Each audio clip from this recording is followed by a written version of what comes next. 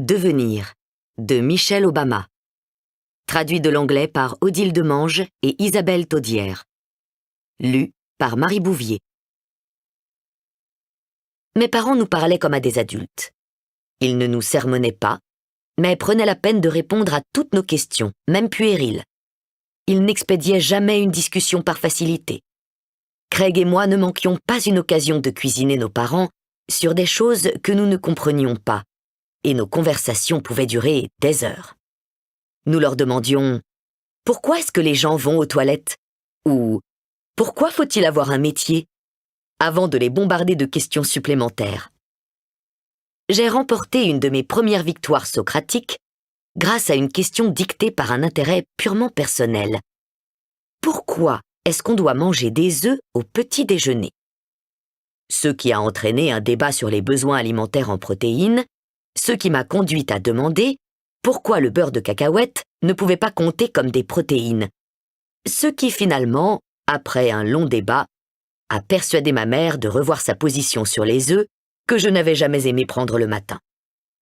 Pendant les 9 ans qui ont suivi, avec la satisfaction de l'avoir bien mérité, je me suis préparé tous les matins une grosse tartine de beurre de cacahuète et de confiture pour le petit déjeuner, et je n'ai plus jamais avalé un seul œuf. Quand nous avons été plus grands, nos conversations ont porté sur la drogue, le sexe et les choix de vie, les questions de race, les inégalités et la politique. Mes parents ne s'attendaient pas à ce que nous soyons des saints. Mon père, je m'en souviens, a tenu à nous dire que les relations sexuelles étaient et devaient être un truc sympa. Ils n'ont jamais cherché à édulcorer ce qu'ils considéraient comme les dures réalités de la vie. Un été, par exemple, Craig avait reçu un nouveau vélo qu'il avait enfourché pour aller au lac Michigan, à l'est, sur le sentier pavé qui longeait Rainbow Beach, où l'on pouvait sentir la brise qui venait de l'eau. Il n'avait pas tardé à se faire arrêter par un agent de police qui l'avait accusé de vol, n'envisageant pas une seconde qu'un jeune noir ait pu se procurer un vélo neuf par des moyens honnêtes.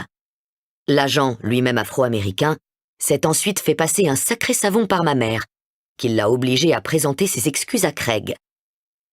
Cet incident, nous ont expliqué mes parents, était injuste, mais malheureusement fréquent. La couleur de notre peau nous rendait vulnérables. Nous devrions faire avec durant toute notre vie. Si mon père nous emmenait souvent à Peel Hill, c'était un peu, je crois, pour exciter notre ambition, pour nous montrer les fruits que pouvait porter une bonne éducation.